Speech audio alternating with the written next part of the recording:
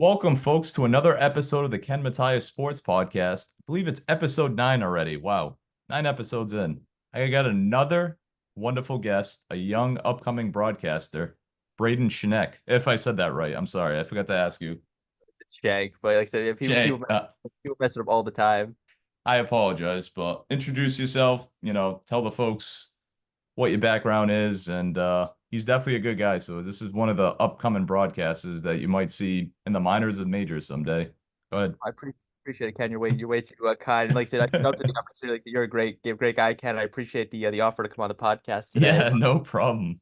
Yeah, so I'm Braden Schenck. I just finished my freshman year at Virginia Tech. I'm a sports media and analytics major, which is basically sports broadcasting. Hmm. So I did a lot at school. Now I'm in the summer, but my second season with Cape Cod Baseball League, calling play-by-play and producing for the Falmouth Commodores. I was previously with the Wareham Gatemen, also in the Cape League. But I enjoy it. Love calling the games, love working behind the scenes, just kind of everything I can get involved with.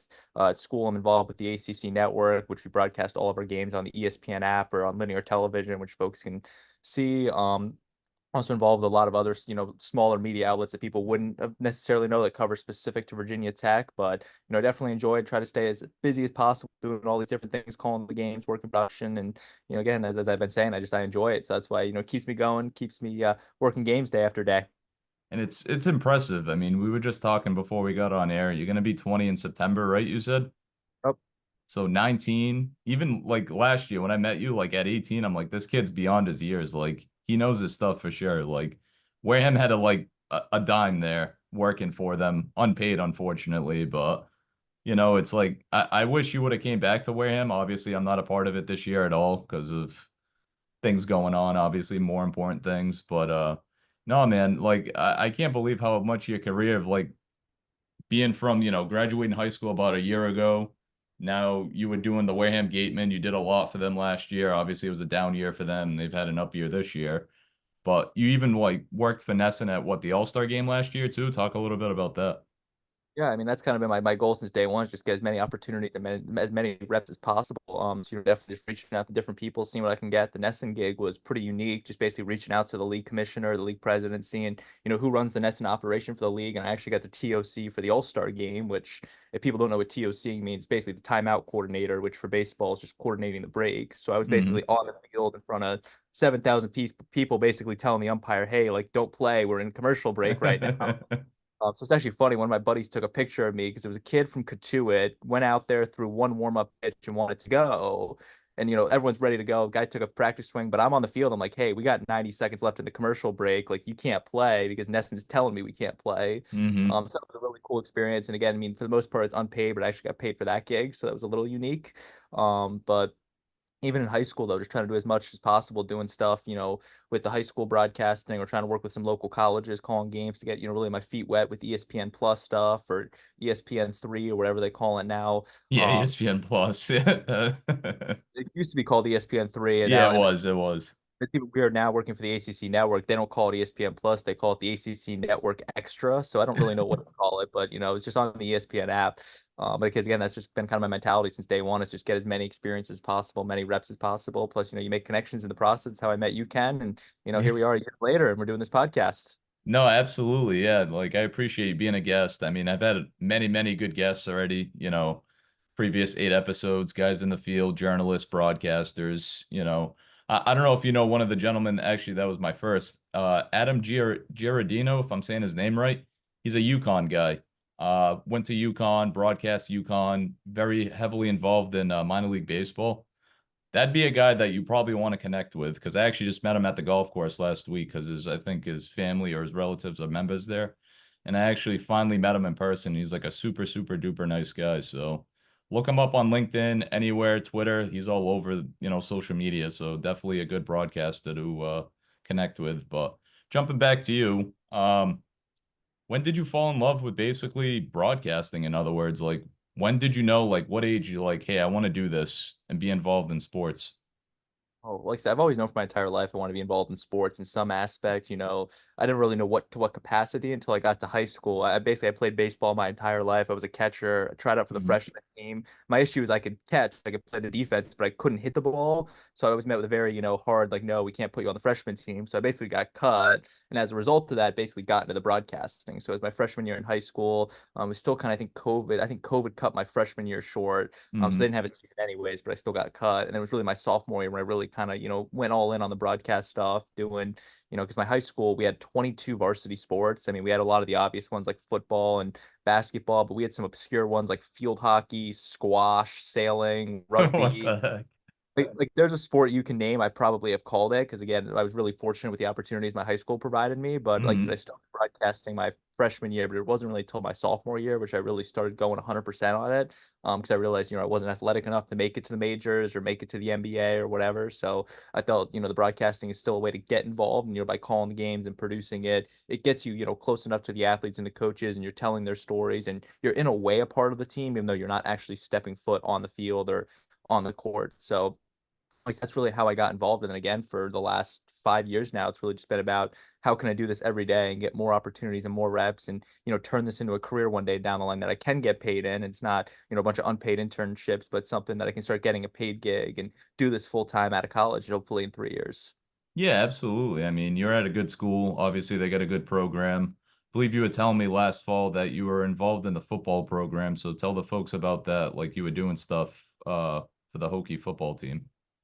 Yeah, so we're very fortunate that all Hokie Athletics has a great relation with pretty much all of our student media organizations. So we have a student radio station, and through the relations that we've built, we get credentialed for all the football games essentially. So we have our own booth in the football stadium that we can do student radio on. I was fortunate enough to, do a lot of games for the ACC Network Extra. Hmm. Or when ESPN rolls into town, hiring me basically as like a freelancer. So doing kind of various tasks, either running a cable, basically being the guy standing behind the camera guy, coiling the cable.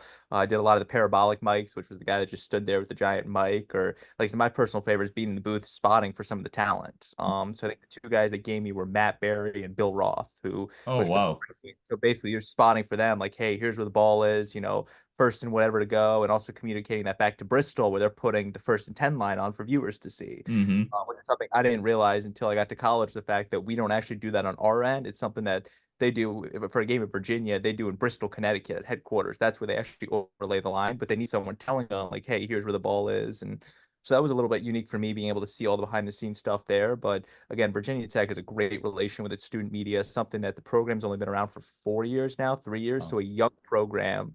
But they definitely have done all the right steps to build that relation so that again, all men's and women's basketball, baseball, and football, they're credentialing students to call games, take photos, videos, basically get unprecedented access as a college student to learn and get better, which is unbelievable.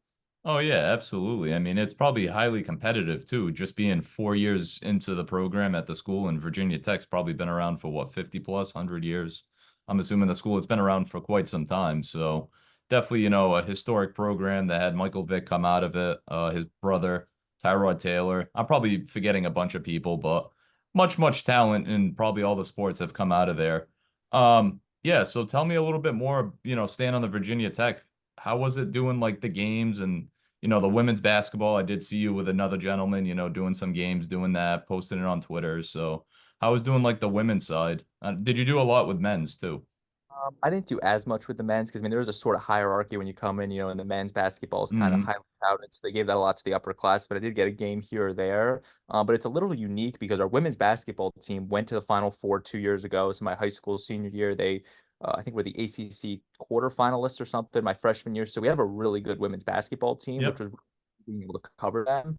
Again, we were getting credentials for every home and away game, which is really unique. So I had the chance to travel to Cameron Indoor and for at Duke, Carmichael at North Carolina, John Paul Jones at UVA, and even the ACC women's tournament in Greensboro, all as credentialed media members. And at that point, they don't really care what age you are. You're treated like a media member. So, getting to Wow. experience the media buffet, getting a credential with your name on it. me, the coolest part was sitting in on the coaches' press conferences, being sitting next to all these ESPN reporters and asking questions to Coach Kenny Brooks or Katie Meyer or trying to think whoever the big ACC women's basketball coaches are, Wes Moore, the NC State coach, went all the way to the Final Four, Louisville, just being able to sit in on those press Hmm. conferences and ask questions, not as a student necessarily, but as an actual journalist and a reporter was really unique to see kind of the inner workings of that.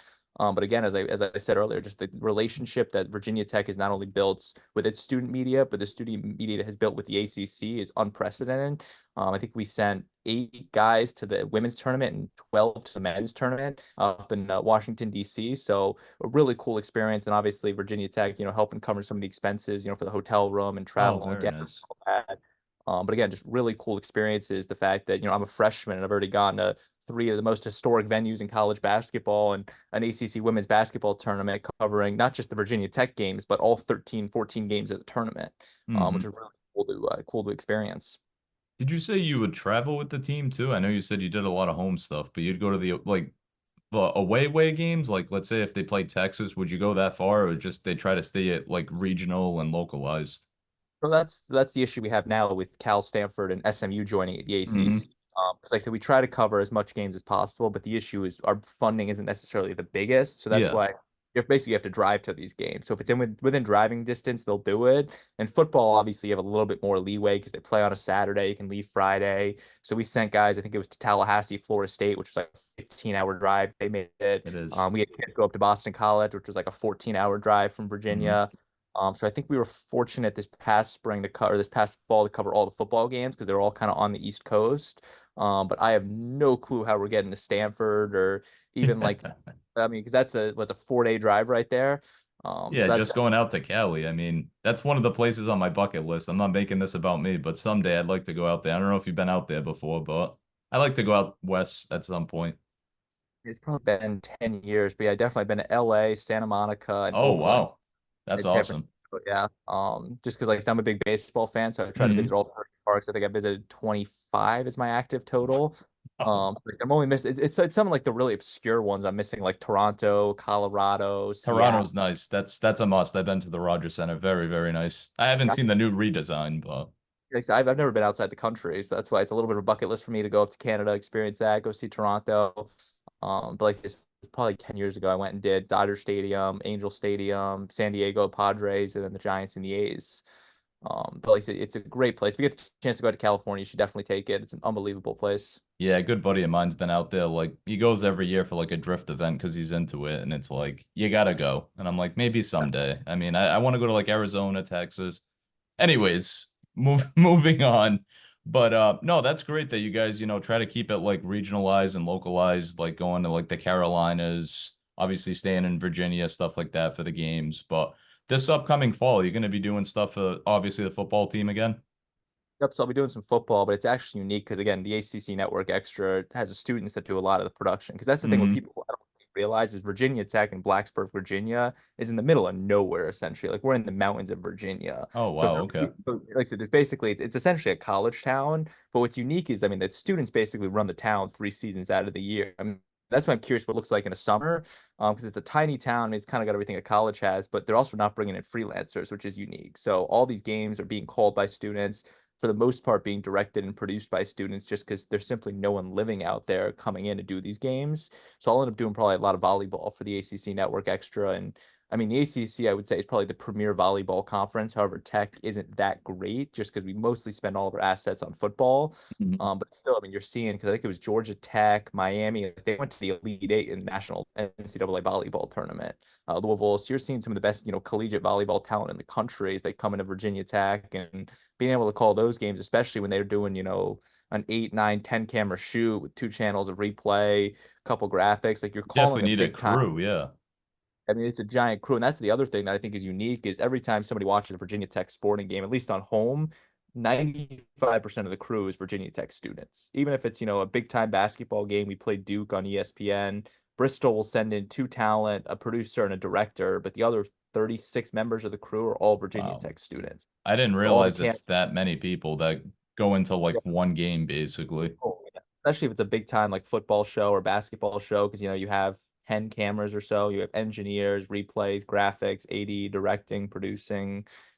probably missing shading, coiling. You hit a Like lot I'm of probably buttons there. like the unique part is, through all the different sports we have, soccer, lacrosse, basketball, volleyball, like even working production, I've been able to kind of rotate through all that and experience all of them. But again, I think that's something people don't realize when they flip a sports game on is there's 40 people working on this one game. It's not like just some guy goes out there with a camera and puts a graphic on it and an announcer and that's the game. Like there's, even last year in Wareham, we had what, 10 people working on every game, maybe 15. Well, I Like want to say you did most of the work, at least I 80, 90%. I'm not tooting your own horn, but I seen you work. I mean, I was standing at one camera and then I do graphics. You showed me that. So I appreciate that. yeah. But I mean, it was a crew of people for sure. Some were better than others, but I'm not throwing any shade at anybody. So, but yeah, no, a lot goes into it. And it's good thing you actually brought up the Cape League. I mean, we were talking off air. I hate to jump around a little bit. You guys, 7-13, I think you said the Falmouth Commodores.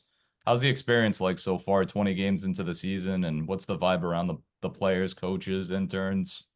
Oh, it's awesome. I mean, like I said, the thing about Cape League, which is so special, is nobody really cares about the wins and losses. Like it's all Hmm. about, it's drafted, how you develop these guys. I think the draft is on Sunday, the MLB It draft, and I want is to Texas. yeah, I want to say three out of the first five projected guys are Cape League alums. So it's really cool that, a Hmm. lot of the players playing now, well, they might not necessarily win that many games. They're going to be future major leaguers. And you're being able to interact with them, interview them, get to know them as people, which is really cool. And again, if people haven't experienced the Cape League, it is just one of the most unique baseball atmospheres I've ever Absolutely, it experienced. is. I mean, like with the exception of Wareham, I mean, the other nine ballparks don't really have bleachers. Like people bring their beach chairs and two, Hmm. 3,000 of them will just set up and basically watch a game at essentially a glorified high school field, which is really unique. And it's all wood bat, best talent in the country. And I mean, it's really good baseball. And again, it's a lot of fun to be out here covering it every night. Even like you said, if you're not getting the wins and losses, or if you're not getting the wins, it still doesn't matter because you're still seeing the top tier talent guys that hopefully will hear their name called on Sunday, if not next year. So it's just a really cool atmosphere and an unbelievable experience that I have not only to cover them as a broadcaster, but get to know these guys as people. I mean, anytime you said you've been, you, anybody else, all the other interns, people that have been linked in the past, it's like Cape League's a big deal. I mean, obviously it's a good resume builder to throw that on there. Like, hey, you've been linked to the Cape League. Granted, I didn't work for the league last year. I was doing stuff for cable access, which that was a great experience because it led me, I met you, I met a lot of great people in Wareham, and obviously I met scouts through the yang yang, in other words. Like it's been an incredible experience that I had last year. I mean, unfortunately, obviously this year I'm not a part of it, but it's good to see, Wayham doing very well. Not rubbing it in, but they are playing very well this year. I've connected with Coach Smythe. Is that his name? Brian Smythe, great Yeah, guy. super, super nice guy. Him and he was gonna try to be on the podcast, but I know he's been super, super duper busy, obviously, with games and stuff. So him and I have texted and things like that. But I mean, what do you see like Falmouth really going, staying on that topic, like 7-13? Can they break 500 in the next 10, 15 games? Um, Or, how's the season going on for you guys so far? Obviously, 6 games under 500.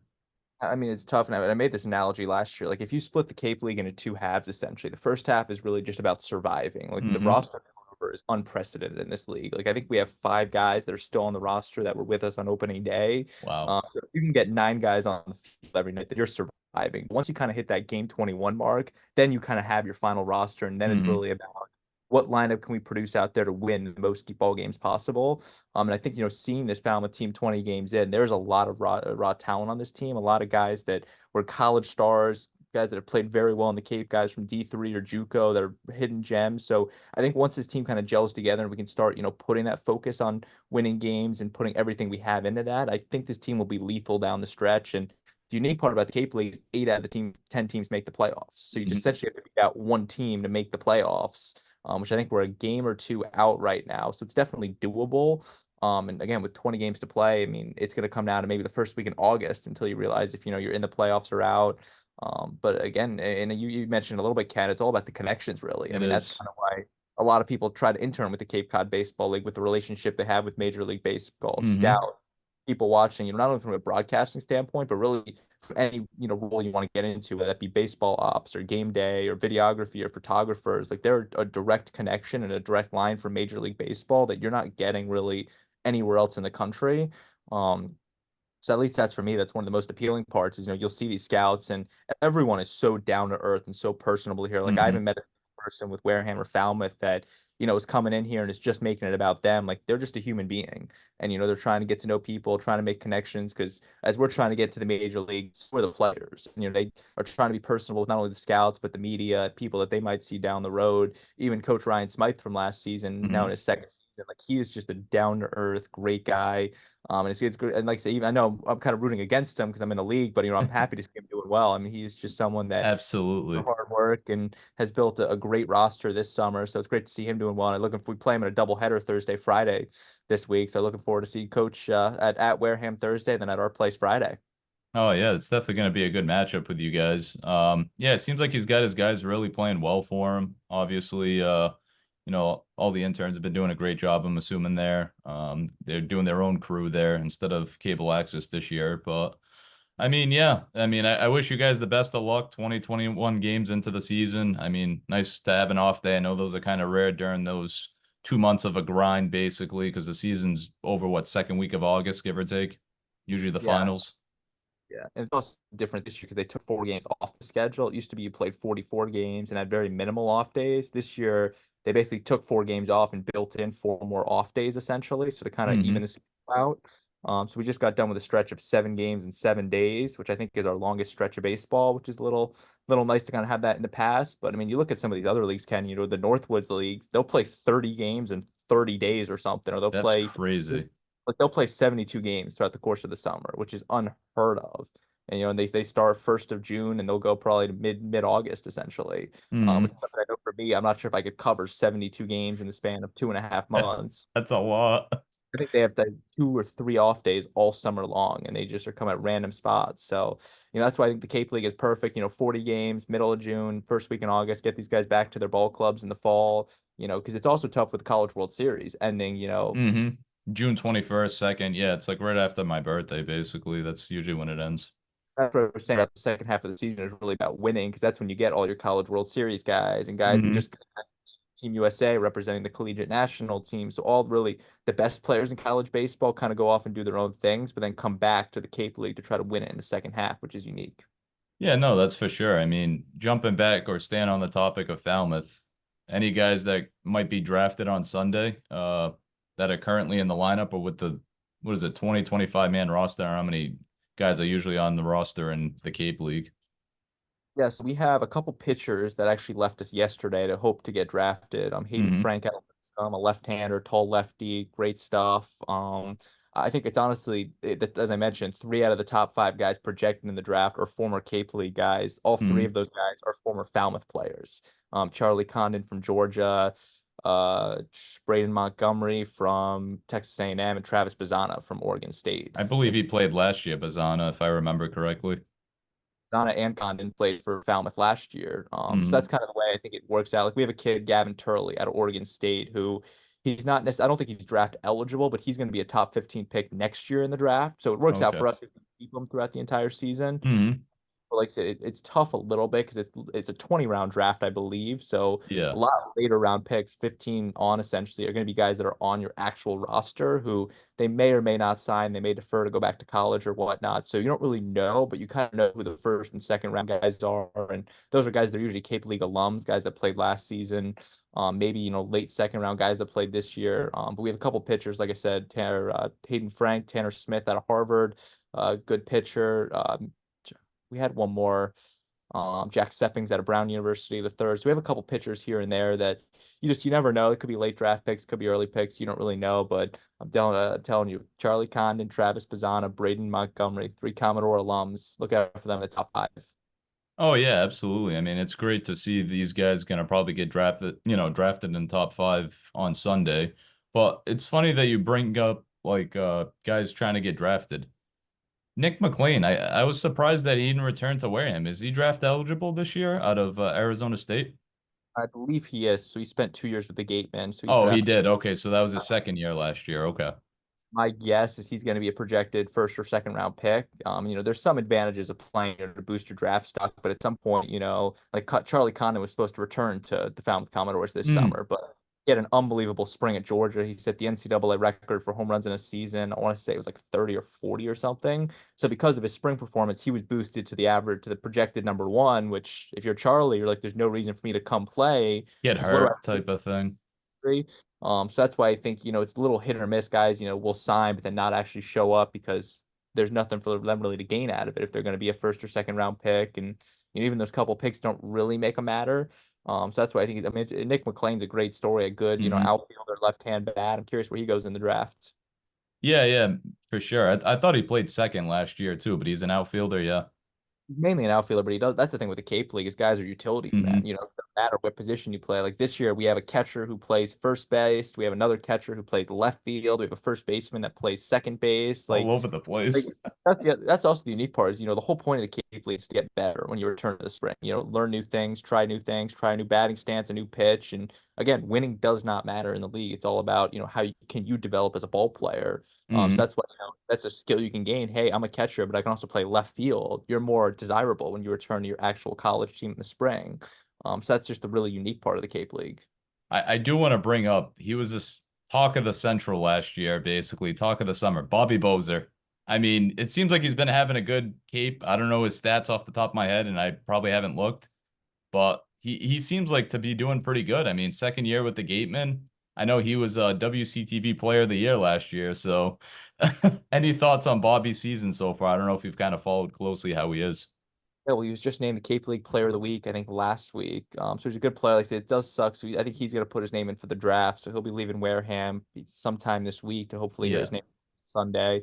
But again, just another guy that's a good, hidden gem at UCF or USF. He's from South Florida, Yeah, but a guy that's South just Florida. really nice person, and it's great to see him kind of prospering. And for a guy like him coming out of USF, maybe a fifth, sixth round pick, but hopefully by playing in the Cape League, can kind of bolster him up to a top 3 round, maybe second round, first round. I don't follow the mock drafts that closely, but something Hmm. that coming from a non-power five school, he can kind of boost it with his talent because he's a good player.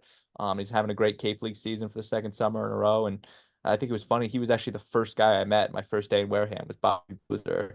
So it's good to see him, kind of continuing on and doing great stuff for the Gatemen this summer. Yeah, definitely a fan favorite. I also seen Yol Tejada, return. That was another returning Gateman. Might be drawing a blank on somebody else, but it's either Flaherty or Finnery, one of the, I think, relievers or right-handed pitcher, I believe, returned for Wareham, I should say, too. So, yeah, it seems like some guys return to Wareham, and it seems like they're starting to get it together. And, like I said earlier, I wish you guys nothing but the best luck. I mean, to get back to 500. And did I also see early on in the season, maybe it was in Chatham. So your manager used to manage Chatham, the gentleman? Yes, it was our bench coach. So John Schiffner, who is arguably one of the greatest managers in Cape Cod Baseball League history, spent Hmm. 25 years managing Chatham. He came out of retirement essentially to be our bench coach this Oh, summer. bench coach. Okay. Our manager Jeff Trundy, who's been with our team for 25 years. This is his 25th year, but we're still trying to figure out the story behind that one. But essentially, our manager called up Schiff one day and was like, "Hey, you want to come out of retirement, be our bench coach?" And he said yes. So it's great to have someone with that expertise who's been doing it for 25 years, as our bench coach essentially. And it's even I kind of make the joke. Have you seen the movie Summer Catch, Ken? I've heard of it. I know that's got Freddie Prince Jr., if I remember correctly, Great but movie. I would definitely it's based recommend it. off But the Cape. Yeah. it is, but like I said, there's a guy, Brian Dennehy, who's an actor, and he plays John Schiffner, the manager of the Chatham A's, and that's our bench coach now. It's a great movie. Yeah, Matthew Lillard, Freddie Prince Jr., Jessica Biel. It's basically Freddie Prince Jr. plays in the Cape League. And the funny thing is, a lot of people think that's exactly what the Cape League is, kind of based off But that it's movie. not. Well, they filmed that in South Carolina, and second like that. But I still think it's a top five movie for me, if I'm being honest. But yeah, no, so that's just a cool little fun fact. Yeah, John Schiffner is our new bench coach this summer. Well, hey, like I said, we're short on time. Throw out your socials, throw anything out at the folks that whoever will watch this on YouTube, where they can find you and follow you and see your great work. You can follow me on Twitter at Braden Schenck, Schenck. If you want to follow the Falmouth Commodores, like I said, we're on YouTube all games this summer. You can see me there, producing or calling play-by-play. Foul, I think it's just Foul Commodores on Twitter and X or whatever it's called, X now or Yeah, it Instagram. is. It'll just not sound right. And so it's just Twitter. And like I said, the ACC Network Extra in the fall, you can hear me calling some Virginia Tech volleyball, Virginia Tech lacrosse. Like I said, I'm just kind of everywhere. Hockey sports, Falmouth Commodores, and we'll see where I end up next. Appreciate it again. I appreciate the offer, Ken. Always a pleasure to catch up with you, and I really appreciate you bringing me on today. Absolutely. Thank you so much.